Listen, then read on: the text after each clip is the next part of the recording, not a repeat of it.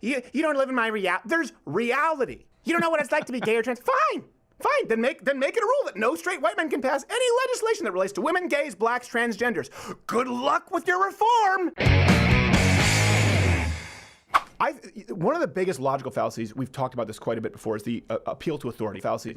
So let me ask a question of the day. How often do you encounter this fallacy in your day-to-day, like your political conversation? Pick any issue, okay? How often does someone try to throw down the trump card by pointing to an authority other than you? Be it could be gender, street cred, it could be race, could be scientific consensus. Point is, how often do you encounter people saying, well, you couldn't possibly know X, so you just have to leave it to Y, or trust this person who isn't here right now, or trust me because I have insert genitalia here or melanin. How often do you encounter? I encounter it so often that it's gotten to the point where we've become desensitized. So let me start this off with some new videos from this channel called Jubilee. And the videos are called Middle Ground. And they're designed to see if people from opposing ideologies can find middle ground, of course. So there's LGBTQ versus Christians. There's Black Lives Matter versus law enforcement. There's something with Trump supporters, abortion. It's important to note, it's the exact opposite of Change My Mind. It is hand-picked voices of oppositions, very leading questions, and edited down so that you see exactly what the video producers want you to see. It's the opposite of raw, but let's look at the feminists and non-feminists on gender equality. Like abortion, those who signed the bill in the room with Trump, they were all white men. I did not see a single woman. It just doesn't matter if it's a white woman. I did not see a single woman. So those men are making choices for us, women, about birth control, abortion, healthcare, everything, and we can't even have a say on it because they won't even hear us. Oh, don't you love how she points in tandem? Okay, so her claim is men signed Trump's abortion bill, but it's a woman's issue. Ergo, only women can comment on abortion, which brings us to the real problem here, I think, with identity politics and this appeal to authority. It's so wildly inconsistent, they can't even apply it correctly themselves, or even to themselves. Let's hit some examples. Okay, so she talks right here about abortion, right? So I don't know why these men, she goes on to say, I don't know why these men can make decisions for abortion laws. Okay, Roe v. Wade. It was decided by men, right? You're welcome. Absolutely. Do you want that gone? Well, no. So it's okay for men to have an opinion there. This is the appeal to authority fallacy that is not at all consistent. It's I don't know why these people are deciding it, unless they're deciding it the way that you want to. While we're hitting some feminist issues, guess who signed into law the right for women to vote? Men, predominantly white men.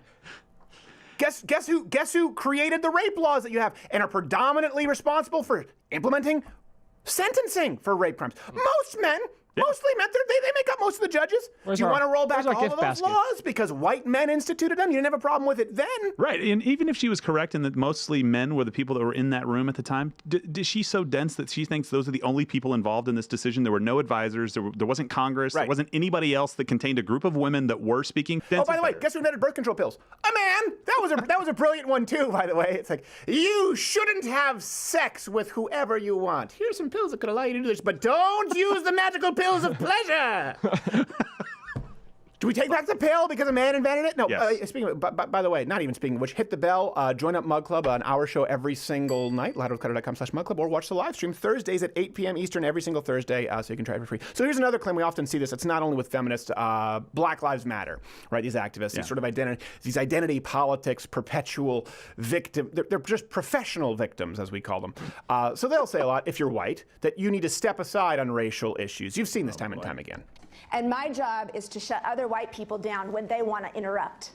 My job is to shut other white people down when they want to say, oh no, I'm not prejudiced. I'm a Democrat. I'm accepting. My job is to make sure that they get that they have privilege. And until we shut our mouths and we listen to those people who don't. What I need y'all to understand is this is not about you. Sit down, shut up, and listen to the people in need.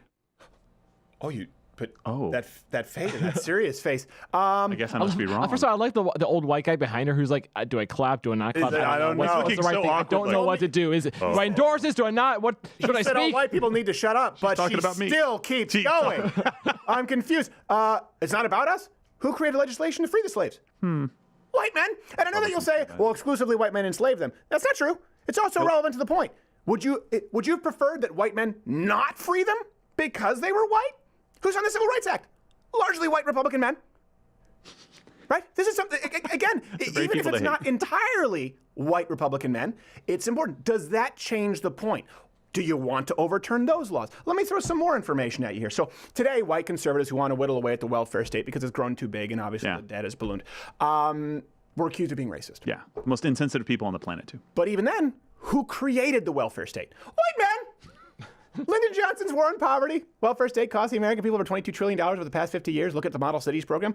So it shows you that white men don't even exist in a monolith. It's more than 21 trillion. They can't just be made into an enemy when it's convenient for your argument, but also this heroic monolith when decisions of white men fit your narrative. This is the problem here.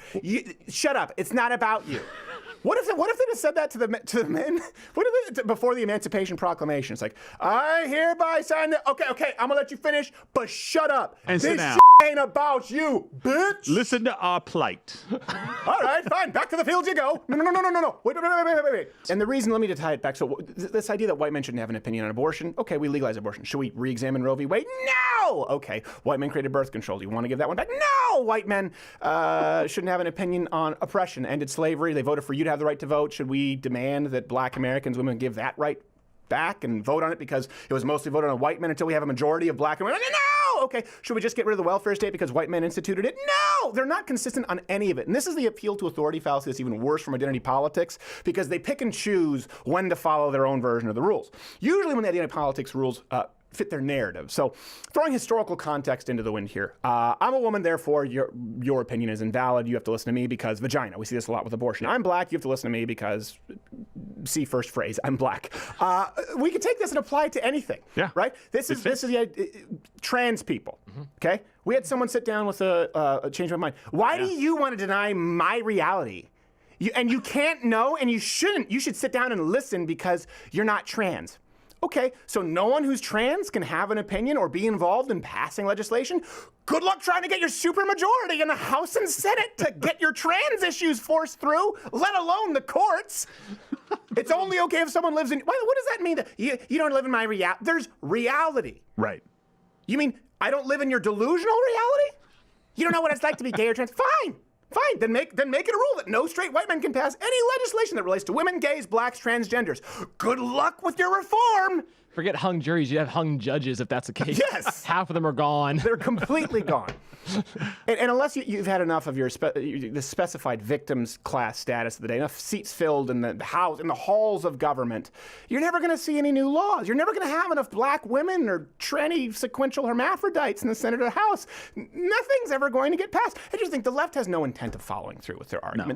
This is the biggest logical fallacy of the left, and that's why it bothers me. These are the same people, by the way, who, when you talk about climate change, like we've talked about, the Great Lakes doing really well, unbelievable crop season. So if we're talking pragmatically, actually, there have been some really beneficial effects to the recent temperatures, which have been remarkably temperate in some places in the Midwest, not in other places. We're not talking about whether you believe in climate change or not personally, but these are the same people who say, it doesn't matter what you believe because there's a 97% consensus on global warming. So we can't have this discussion, but then they don't trust a drop of medical research because it's all paid off by big pharma. And by the way, weed cures cancer. Of course we had to throw that in there. It's true. These are the same people. Yeah. 97% of scientists. Well, what about the fact that science is kind of out? If you want to get high, that's fine, but maybe it doesn't cure cancer. What are you paid by GlaxoSmithKline? The truth is, don't go on the Joe Rogan show with that. Inferences.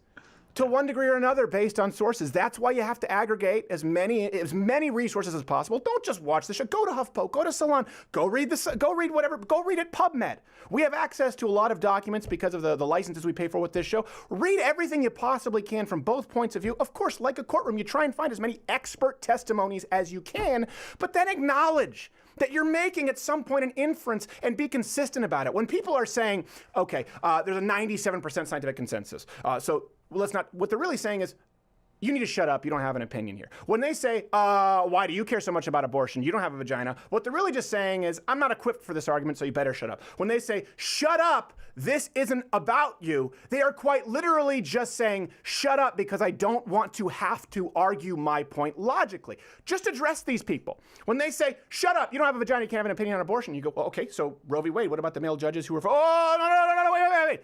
And they say, shut up, this isn't about you, Black Lives Matter. You say, okay, so then I guess let's just right away respond. Repeal the anti-slavery laws? Oh, what do you mean? Just fling it right back at them. You don't have to take this crap. It's silly, and I'm amazed at how many people are stumped by it. It's just as stupid as any other appeal to authority fallacy, only less consistent. Hey there, YouTube viewer. If you like this video, I would say subscribe, hit the notification bell, or watch one of these videos playing in a box that we've personally uploaded and programmed for your viewing pleasure. The problem is now, in today's day and age on YouTube in 2018, any of those three things that you do, any of those three buttons that you click will take you directly to a Seth Meyers video. So stay here and join Mug. Get off of here. Go to louderwithcrowder.com/mugclub. It's the only safe place you can go and join.